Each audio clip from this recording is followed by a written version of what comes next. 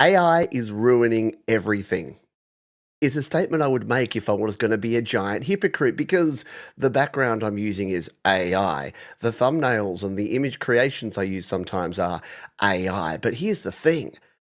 AI is a newly invented word that we've just slapped on anything that is automated or that uses machine learning or that uses some sort of large language model or some sort of technique to create something new, something out of nothing. Code, art, music, movies, voices, scam calls.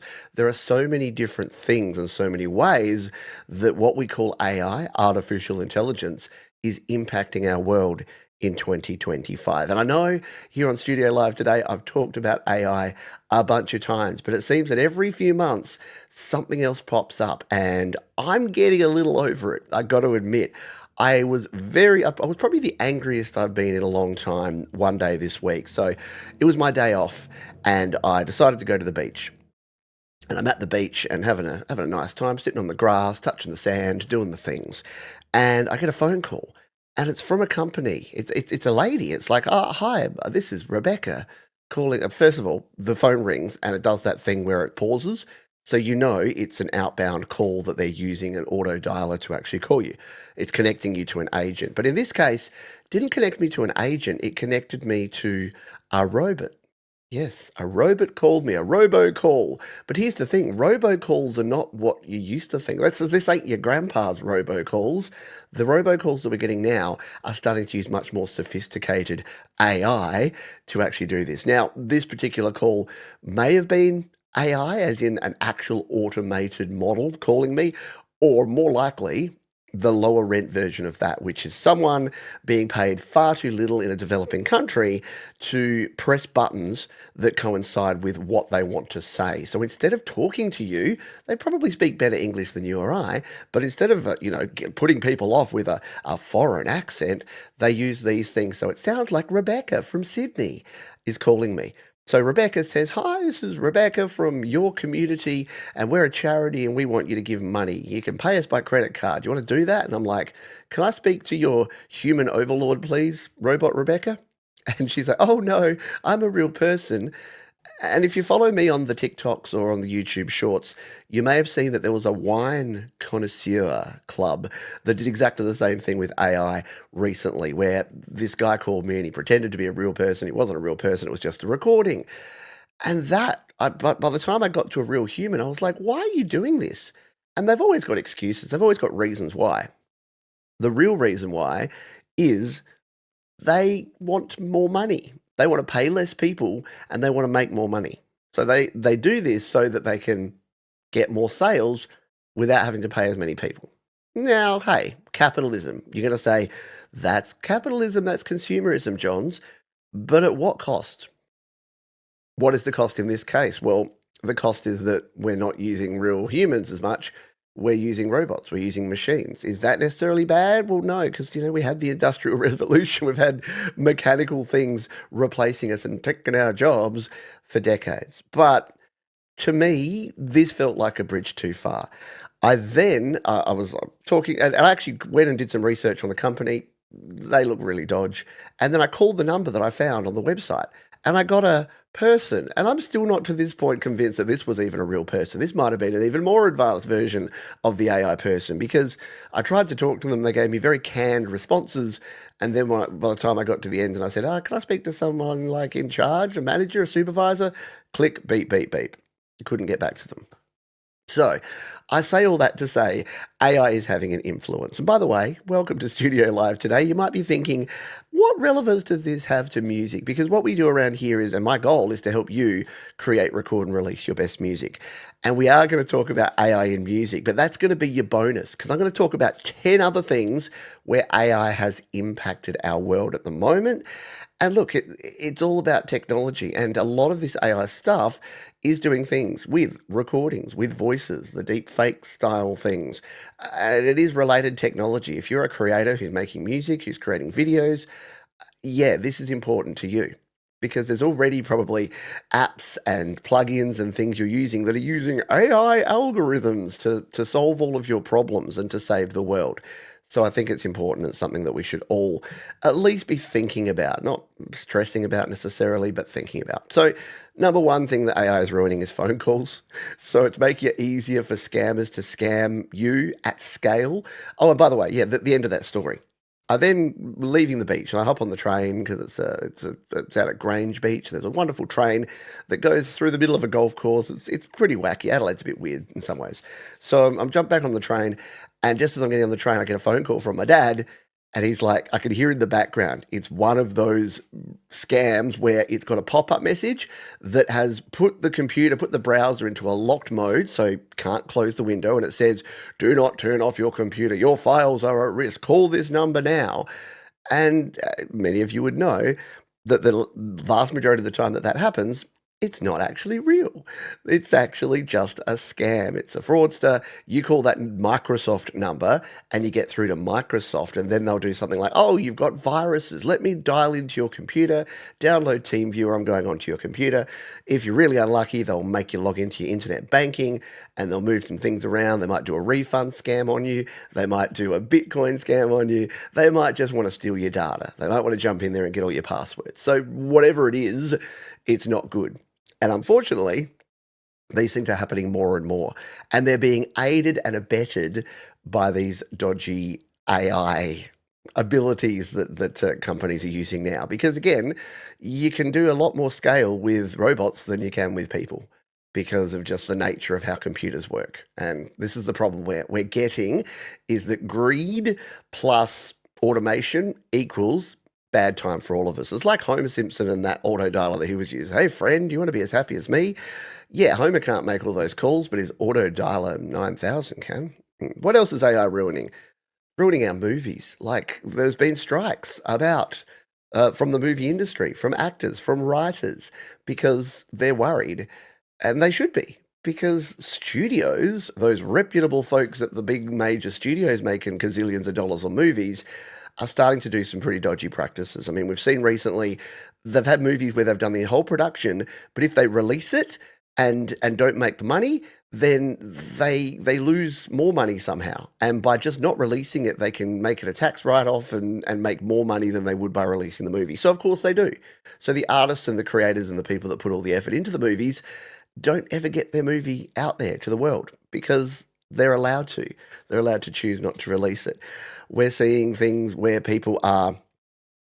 companies, studios are starting to say, hey, we don't really need to use extras anymore. We can get an extra to do a thing at one time and then just use that same extra. You know, we need Bob and Susan, and then Bob and Susan, we can just throw multiple Bobs and multiple Susans, just change hair colors, change outfits, and make them do a bunch of stuff. So is this what we want? Do we want there to be no way for people to get into acting? And it reminds me of the call center industry that I came from, where you used to start taking the basic calls. So you'd take the calls from people about the very simple general inquiries. And then you'd upgrade your skills over time. You'd get better, you'd get more learned, you'd get more knowledge, you get more confidence, and you start taking the more complex calls. What do we do in that industry? We stripped out those simple calls and sent those to an IVR, an interactive voice response, or we pushed people online. So the point now is that there are no easy calls. There's nothing to practice on. There's nothing to get yourself in there. And it's the same. It's going to be the same with studios and the same with music. We'll get to music, don't worry. But people that are starting out are being replaced by AI or robots or automated versions of themselves. So if you want to try and be an actor, forget getting your $400 bit part where you're just in the background of a coffee shop scene. They got coffee shop template.sv, and they can just slide that into the video editor, and suddenly Brad Pitt's in a coffee shop with a bunch of extras. Is this a alarmist thing? Yeah, a little bit. Am I getting cartoon level angry about this stuff when really it's not that bad? Maybe. But we've seen it. We're at that start, aren't we? We're right there at the beginning, except are we? We're a long way in. Yeah, and it's all happening. Related to that, number 3, voiceover. So voiceover artists. Now, am I part of the problem here? Yes, because I use the Notebook LM from Google to produce a podcast of the GarageBand and Logic Pro, and I've released videos on this channel where I checked them out and said, hey, can an AI do a good job of explaining how GarageBand works. And yeah, it kind of did. The voices are getting better.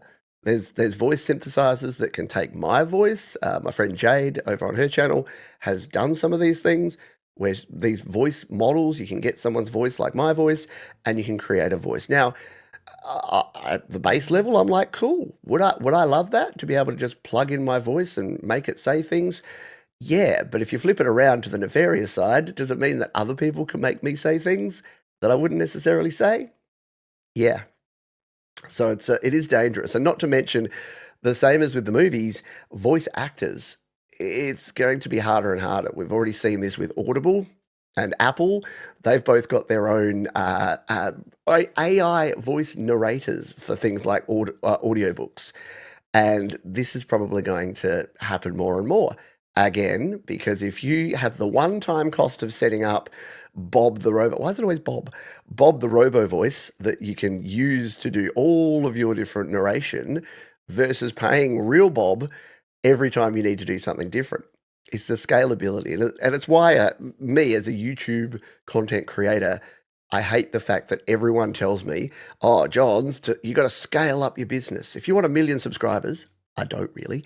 If you want 1 million subscribers, you got to scale up your business. You got to get a team of people on board. You got to use AI. You got to use those horrible, like no, what are they called? Lead magnets. You got to have a PDF guide out there, Johns, so that you can get people into your sales funnel. You got to sell them something, and then you've got to be able to turn that on, and then you've got to launch courses, and then you blah blah blah blah blah. I don't want to do any of that. They can if they want to.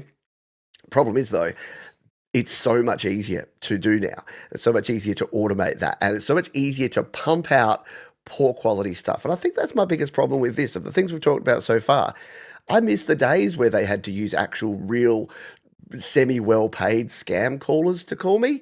Like it's getting that way now, where it's like it's a bit like politics. It's like I miss the days where politicians were evil but pretended to be nice. I miss the days where when I got scam called, I actually got called by a real person. That human touch. I miss the human touch. Why don't we talk about writing? While I have a drink, has writing been ruined by AI? Well, if you ask my children, they'll say, no, it's been fixed because I don't have to write assignments anymore. I just grab ChatGPT and throw it in there. And I was talking to my daughter and I was saying, but don't they have ways to detect that? And she's like, yeah, but we're kids. We're pretty smart. We're always a step or two ahead. So they'll get one AI, get them to write a bunch of stuff, feed it into another one, and then get it to rewrite it. So you get this mix, and I'm like, oh boy, the hallucinations and the problem there, the game of telephone that's going to happen there. It's like that old Google Translate thing where it's like translating words. Rhett and Link had some great videos where they would get the lyrics, and then they get YouTube's voice recognition to put the words in, and they translate it to another language, and they translate it back to another language, and yeah, the outcome, the end, is quite hilarious. So yeah, look, I'm sure that there'd be some teachers there that are just reading assignments going, oh my goodness, like what did they use for this one? Yet, there's still some merit to that. And look, all of these things have levels of merit. The problem is when people get greedy, when people get to the point where they're trying to replace things with AI as opposed to enhance things. And we've been using AI, translation, automation, machine learning, to improve processes for a very long time. The first time you mail merged a document in Microsoft Word 97, you were using AI. You were using some form of automation rather than type out the address at the top of every letter you were sending. Remember letters? You would just grab your database of 100 names and addresses, you pop them into your mail merge, and then does anyone actually remember mail merge? Please go to the comments right now. If you've ever mail merged a document and created letters or envelopes out of mail merge, let me know. I can't be the only one old enough to remember mail merge. But my point being that was a writing tool. That was an AI writing tool. What I do like about the AI writing tools is when they're used as exactly that. I've had success by just throwing in, hey, what's 10 ideas about videos about GarageBand that I can think about making videos of? And ChatGPT or Gemini AI or whoever will go, dup, dup, dup, dup, dup. There you go. Cool. Today, I was doing a video about reporting bugs in GarageBand. And I said to Google, how do you report bugs to Apple? And that first AI answer popped up. And it was correct. Is it always correct? No, but it was in this case. And it sent me to the right site. It sent me to the Apple website, which is a good thing. It sent me to the GarageBand one, not the GarageBand iOS one. And that's the problem, isn't it? That's the little snag, the little catch there. Which leads nicely into number 5. AI is ruining facts. Not the fax machine, but factual information. It's ruining the truth because you simply can't trust. Now, people would say, Johns, where have you been, buddy? You haven't been able to trust humans. You haven't been able to trust the internet. You haven't been able to trust Facebook for the longest time, like a really long time. And yeah, I get it. The problem being is that when you remove that human layer of fact checking, yeah, you get yourself into real problems and you can get yourselves into loops that just end up not working well. Problem being, so the example I gave before with GarageBand, I did on a recent one, I'm like, can AI teach GarageBand as well as a human? And I asked AI, the concept of AI, I asked it, hey, does GarageBand have a master volume? And it said, yes, it does, as a matter of fact. Here's how you get to it. You do this, this, and this. Except it gave me the GarageBand Mac response. Now, is that the worst thing in the world? No. Someone looks that up, they get the Mac response, they go into iOS, it's not there, and then they send me a complaining email saying that there's something wrong with their GarageBand. So that happens. But when it gets into things where it's actual facts that matter, and yes, we can joke about this stuff, the whole, how do you get your cheese to stick to your pizza, you super glue, whatever. Yeah, those sort of things happen that are quite hilarious, but it gets a bit less funny when you're dealing with medical stuff or weaponry stuff or defense stuff or what. You can join the dots here, folks. And even just things like movies and music and videos and YouTube and all the things that we do, that can be a problem as well, because if the information out there is incorrect, it's a slippery slope. And you get situations where it's referencing things that have done, like when we reach the point where AI is training AI, and I know, look, the controversy at the moment, which we're not talking about a heap in this one, is that they're feeding in all of this copyrighted material. All the humans doing all the work, writing books, writing articles, doing podcasts, making videos. If all that gets fed in, then hey, at least we get a representation of what those hopefully expert humans in those fields actually think and know. Problem is that as soon as we have the AI that gets it a bit wrong, and especially, look, I'm pretty passionate about the fact that they shouldn't be using people's music and art and writing to train AI. But if they don't, it's going to be worse. It's going to be even worse because it's going to get the synthetic response that's not based on quality data. And then another AI is going to use that as a reference point and say, now it's a fact because it found it on this other website that just happens to have been created by AI. And it's not great. It's ruining, number 6, it's ruining social media. It just is. Like, if you go onto social media now, and look, bots have been a problem. Like, bots were a big problem at Twitter. Luckily, Elon bought Twitter, fixed all the bots. There's no bots on Twitter anymore. In fact, Twitter doesn't exist anymore anyway, so I don't even know if there's bots there. But yeah, there are bots on Facebook. And they make it easier. Again, they make it easier for people to spread misinformation, to attempt to scam people, and to just be a pain in the bum. Again, I miss the days of social media where the worst people just had multiple accounts. That's all they did. They'd go on, they'd cause a ruckus, they'd shake the cage, they'd get banned, and then they'd have their second account, and they'd come in and they'd do the same again. Now they can launch an army of 1,000 dickhead bots to do their dickhead work. And sorry, I don't mean to use language like that, but there's no other word for it, really. There probably are. A troublemaker. Those scallywags. Yeah, I'm going with scallywag. That's my new word. If I don't like you, you're a downright dirty scallywag, right? So yeah, so social media, and you could say, again, social media has been ruined by humans for years. I know, but it's being extra ruined by AI. And please, I know, every time I say AI, I feel a bit cringy as well. I have a little bit of like that AI because, again, it's not artificial intelligence. It's just not. Most of the stuff we call AI now, I'd say 98% of what we call AI existed before, we just called it something else. My washing machine, I use that as an example, my dishwasher and my fridge, they all have like my fridge has like intelligent zones for different cooling. Like it's got what is it called? It's like the intelligent crisper zone or something.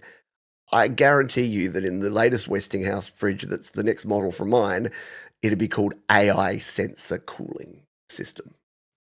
Same thing, just relabeled. Look at what Apple did. They did not use, they very famously used machine learning for all of their stuff. They would say, yeah, we've got these machine learning and neural processing, all the same sort of stuff. Pretend brain. Thing what can think that ain't person.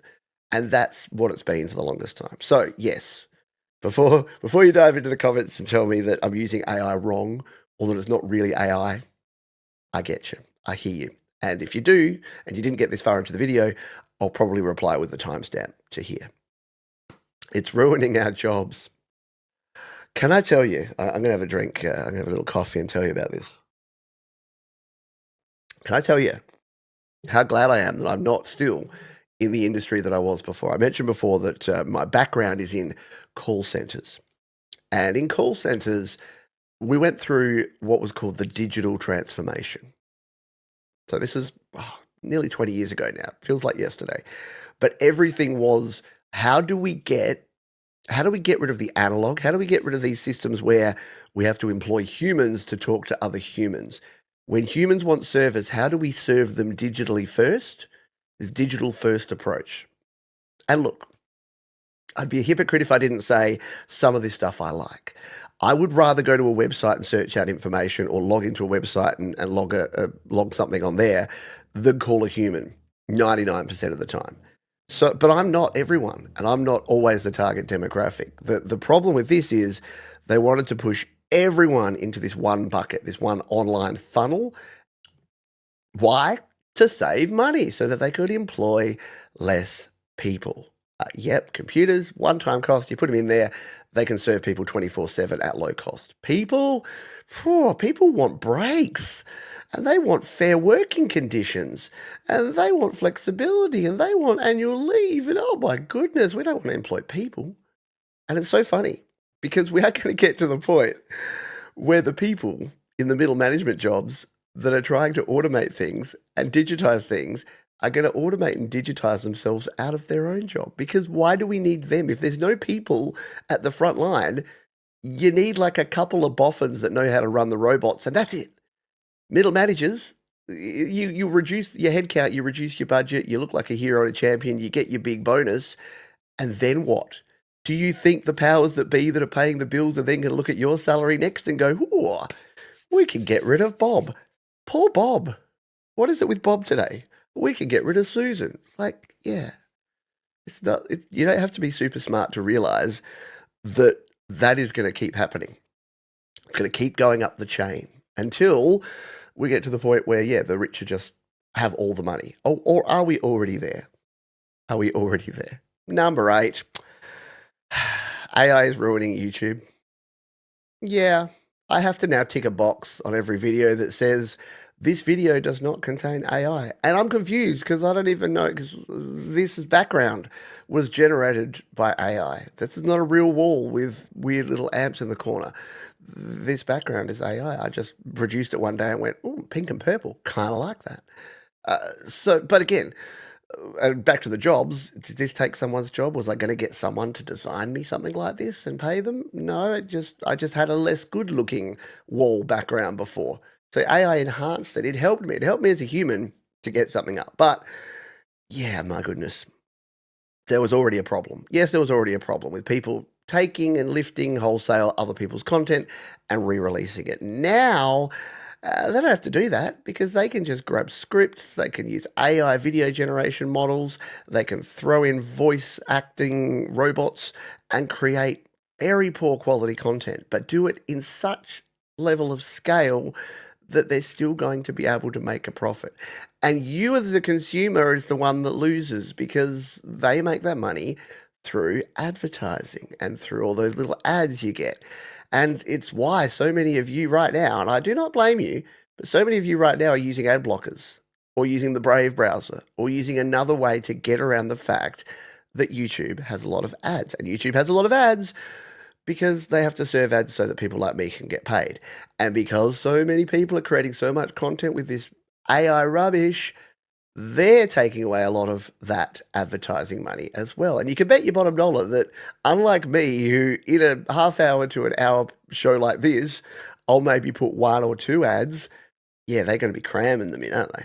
They're going to be putting in as many as possible, which leads to folks like you using ad blockers. And again, don't necessarily blame you. If you would like to support me directly and use an ad blocker, then maybe consider the Patreon, maybe consider membership, maybe consider a donation. All those links are in the description below. I'd be remiss if I didn't beg you for money at least once in the show. But yeah, YouTube is being heavily impacted by AI and AI video generation. And again, look, if you're using a video editor and you can use AI, like, I would love it. I spend the vast majority of my time editing together by just listening to myself and watching myself back and making cuts in my video, because it usually takes me 3 or 4 attempts when I'm doing an actual video, not like a live rant like this one, but it takes me a few efforts, a few tries, a few attempts. So if there was an AI that went through and just went, all right, we know you were trying to say that, and we know you didn't say it correctly those 4 times, but that 5th time was right, and it just cuts all those out and trims right nicely to the front and the end of that and combines that all together and does an edit job, and then maybe I just go back in and fact check it and go, actually, that one cut there, that bit needs to come out as well. I would love that. LumaFusion, do it for me. That's cool. That's automation. That's me as a human spending less of my time doing repetitive tasks, which I don't necessarily disagree with. Then again, someone may take that to the other extreme and say, well, then aren't you saying that the whole job thing you said, if you can automate that, is that something you should do? And the short answer is yes. Whenever they automate stuff in workplaces, the reason and the powers that be will say things like, to free you up to do more enjoyable and rewarding and useful work. But what do they actually do? They reduce their headcount by whatever percentage increase they can get, or they just bundle a bunch more complex work onto the people because they don't have to do the repetitive work anymore. So instead of half of your job being data entry, yeah, the robots do the data entry. You've now got to do twice as much analysis work, which is the stuff that like gives you a headache at the end of the day. So yeah, speaking of headaches, number 9, it's ruining our mental health. When I talk to people, not just my parents, but other people in communities, and it's not even just like you think. Well, it's only vulnerable people that can be tricked by AI and by deep fakes. No, it's not. We've seen time and time again people that are running YouTube websites, and I say this: if Jim Browning can get scammed and think that there's a legitimate issue with their YouTube channel and provide information to a third party and get their channel completely deleted, then it can happen to anyone. I don't take this stuff lightly, which is the reason I talk about it. Again, I know we're a little off the track of music here. We will talk AI music in a minute, but I think it's just super important that we talk about this stuff and that the more information gets out there in the more ways. So I'm not going to stop telling people about scams. I'm not going to stop raging against this machine that is actually taking advantage of people. And yes, it takes advantage of vulnerable people more than it takes advantage of, say, more savvy people like John's over here, but then again, I'm just a cynical person. I'm renowned for my trust no one, assume everything is bollocks until proven wrong. But there are kind and trusting people in the world who are the opposite of that, who think the best of people and therefore think the best of these things that are happening. So they'll see information on Facebook and think it's real. They'll see an article that has already been debunked by Snopes 15 times and think it's real. Because they can be influenced by people, because they think that, well, why would they lie? There's very many reasons why, and it's kind of it's the Scarface thing. You get the money first, and you get the money, then you get the power, then you get the power, then you get the women. It's a combination of those things. It's usually money and power and control, and sometimes men or women, I guess, if you're Scarface. But that is where it comes from. And to say, oh, but I like to trust in the humanity of people that they'll do the right thing. I think we've seen time and time again, especially in 2025, that that's not a great strategy for surviving. Is it really sad that we've seen the death of just trusting everything you see and everything you read and not having to worry every single time you read an article that it might actually be just pushing an agenda that's incorrect? Yeah, it is a bit sad. And look, it's not new because newspapers have been owned by big rich guys and I say guys because it's mostly guys, for a long time. It's not like a new thing that big media moguls have political influence and accept money from sources that they then have to represent in a certain way.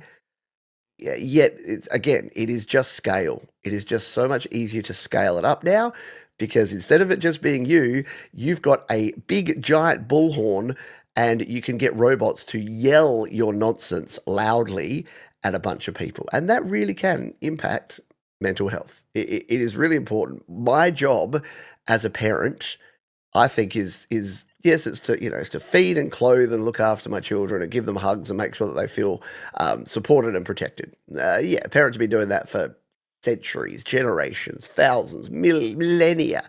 So there's nothing changed there. But I think the most important role of a parent now that maybe wasn't a big deal even 10 years ago, but especially 20, 30 years ago, is to make them very skeptical and to make them check facts and to make them use critical thinking skills all the time and for it to just become second nature. So, and I started this at an early age. You'd watch the toy ads with your kids, and they're like, and it was even back then there was these toy YouTubers. So there's YouTubers that would play with toys, and I would say to my kids at the time, they're like, "Oh, blah person really likes this particular toy. I want one too." I said, "Yes, they've created that desire for you to want one, but they're being paid by that toy company." And the poor little 4 and 5-year-olds would be like, "What do you mean? Why would they pay them?" Like, to make you want them. It's an advertisement. And explaining that people want to influence people. And look, I want to influence people. Influence in itself is not a bad thing. I wouldn't be a content creator, a YouTuber, an influencer if I didn't want to influence people. I just hope that there's enough of us left that are humans trying to influence humans in a positive way, pushing you towards things that are going to help others instead of hinder others, pushing you towards facts and truth as opposed to speculation and conspiracy, pushing you towards happiness and togetherness and cooperation as opposed to anger and hate and separation.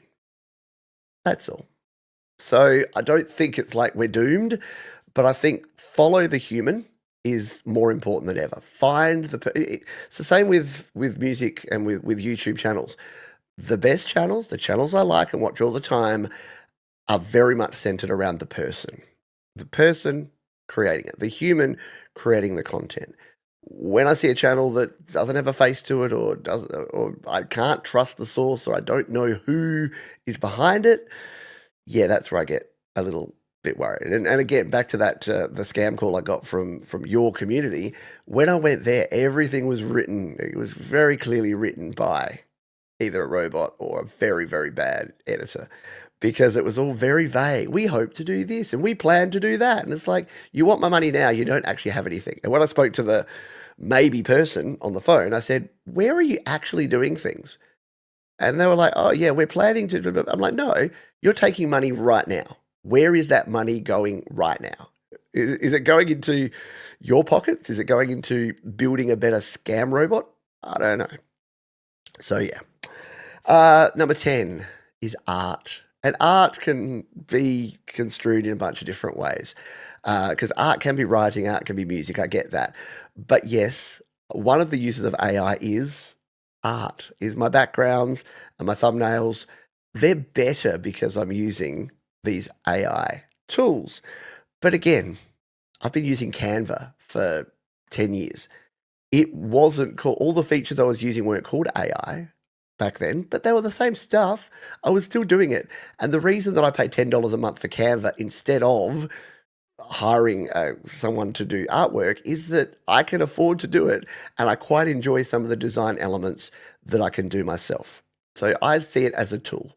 Now, if I really was bad at it, or I was super successful and had the budget to hire an artist to make things better, then I would, and I will. Let's look into the future crystal ball. It's 5 years' time, and I've had some good videos and got lots more support, and we've got more subscribers and more views. Yeah, I'd love to hire someone to do it, because it's not one of my favorite things to do, all the thumbnails and all the artwork. But as it stands, I don't.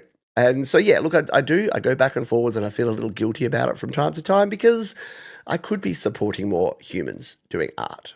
But I'm also a human that has to support myself. So that's kind of my justification of that. But yeah, all of the people that are creating art where they used to use a service. So, for instance, these days there's bigger companies, so newspapers and media companies. They used to pay for libraries of photos, for instance.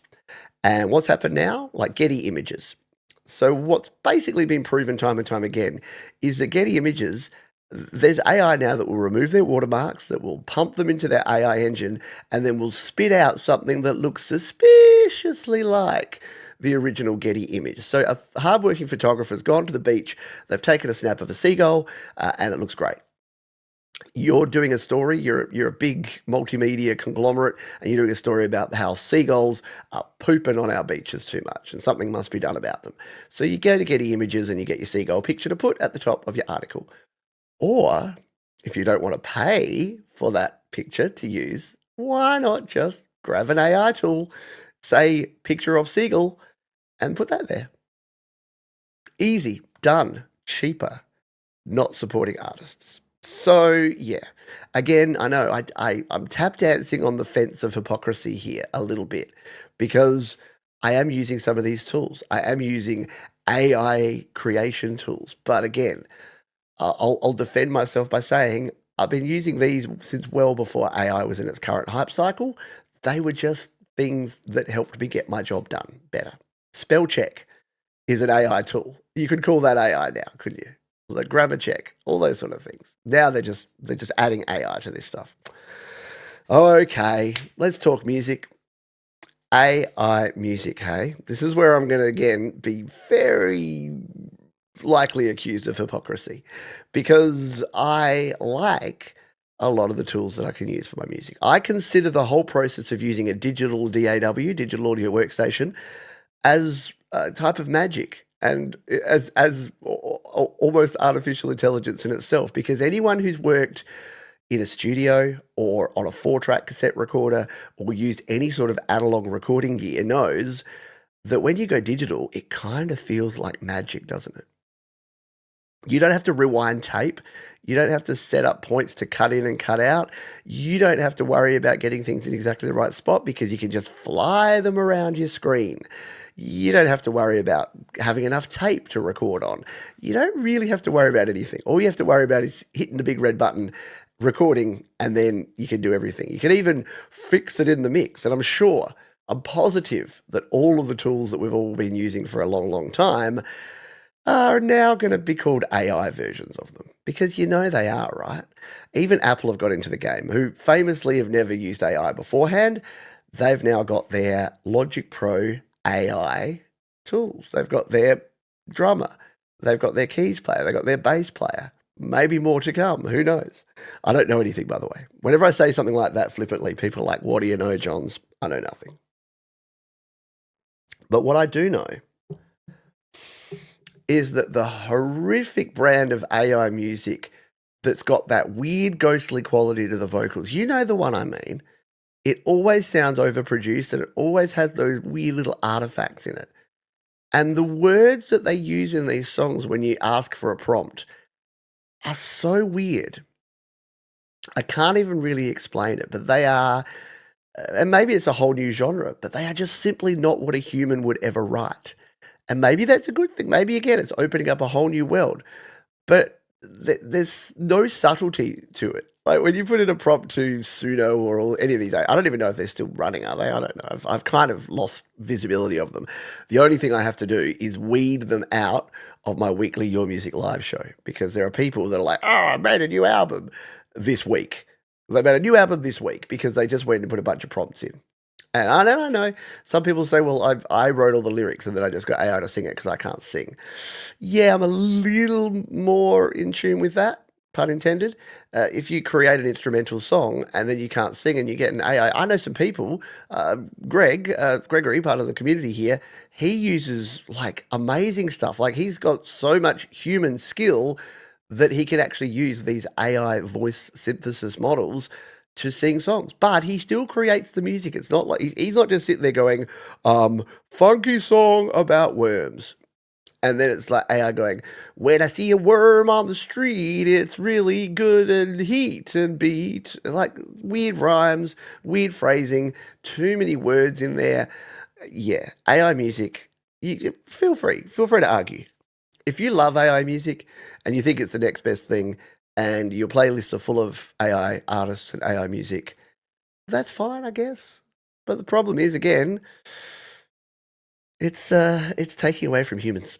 And there's so many great humans creating so many songs. And what a robot can't do, or at least it's never done for me, is when I hear a story. So there's some sad stories I hear from people who create music. And then they'll send me a song and it will be like, hey, I wrote this the day after my father passed away.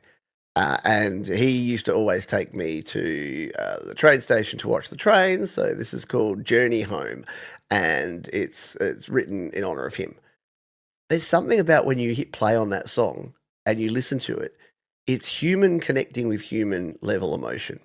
And I'm not too ashamed to say I've cried listening to people's music before, many, many, many times, quite often on a live show. I'll be like, okay, just gonna have to play the next song because I kind of can't speak. And that says loads about the connection that you can get. And look, flip side, the other way, happiness. People have written songs that just absolutely make you smile and laugh and chuckle. And it's just that human to human connection that I'm not convinced a robot can do. Maybe. I don't know. Maybe it'll get better and maybe in the future, but I don't know that I want it either. Should I want it? I don't think I want it. I've always said, and we'll finish on this. I've always said I don't want AI to do my writing, to do my art, to create my videos, to create my music, to do my job. Well, kind of sometimes when I've had some jobs that are less than ideal, would have been kind of great. But what I wanted to do is help me and others in our human lives to complete the tasks that we need to get done so that we can have more time for genuine connections with other humans, or recreation time, time to ourselves, time to ponder, time to do more of the things that we love to do. AI should be stacking and unstacking my dishwasher. It should be hanging my clothes on the line. It shouldn't be creating my next musical masterpiece. And that's all I got to say about that. But I am so fascinated to hear your opinions. Every time I do this as a topic, I get a bunch of chatter going on down in the comments section. Everything from I love AI, I want it to do everything, and you're very wrong on all this, Johns, which more power to you, to I agree with everything you say, and where do I follow you? Can I create a robot version of you? And everything in between. This isn't a black and white. Nothing's black and white, folks. Everything has weird tinges of grey in between and in the cracks. So yeah, hopefully I've given a reasoned argument about why AI is ruining some things, but also has potential to actually help us. In every single category that we talked about there, AI has the ability to help us. In phone calls, AI can help with like the emergency notifications. That's great. It's the opposite of scam calls. It could actually help if there was floods or fires or rain. Like you can use that. In movies, yeah, look, I use AI plugins to automatically white balance. That's AI. Yeah, right. Voiceover.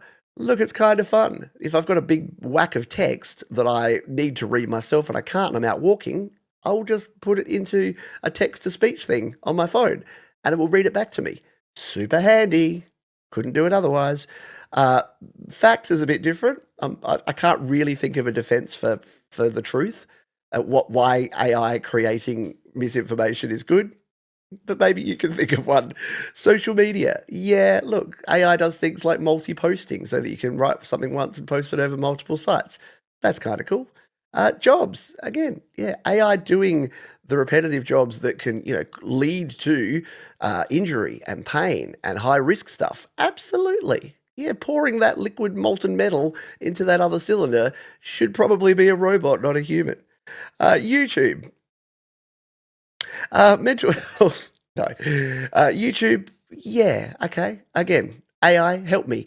Help me, AI, so that every time I release a video, I don't have to say, no, it doesn't have any sensitive topics. Yes, I'd like to submit it for monetization and click that submit button. Because that takes me about 30 seconds every single time. Mental health. Yeah, I'm sure there's people being benefited by when you don't have someone to chat to a robot. Super healthy. Would I recommend it? Yeah, I've done it before though. There's been AI times where I've been having a conversation back and forth, and then like, oh, this is actually not a real person. Therapists out there. By the way, I'm not a therapist. Please don't take my advice on that. Art, again, I have a shinier looking wall background than I would have if I didn't have AI. And music, AI tools are great. What about an AI limiter that automatically makes sure that your masters are at the exact right level for releasing to Spotify and YouTube and Apple Music? Why not? Like, yes, you could use a mastering engineer and that would be a great thing to do. But if you're just going to put it out there anyway, and an AI tool can analyze your song and automatically set it to the right level to be radio ready and compete with other songs, I'd be down for that. So, and that already exists, by the way. There are already tools that will do all those things. We just didn't call them AI. That's going to do it for this one, folks. Again, I would love to hear your views and your opinions on this stuff. Drop those in the comments section down below. While you're there, hit the thumbs up if you'd like. And you can also check out all the ways that you can support me, become a Patreon member, join the YouTube membership, or make a donation. I do appreciate each and every one of you wonderful humans, or even if you're a robot scraping this to use it in the future AI, bleep bloop, bloop bleep. All right, thanks, folks. Be kind to yourselves, be kind to others, and I'll see you next time here on. I'll keep creating here on Studio Live today. Bye for now.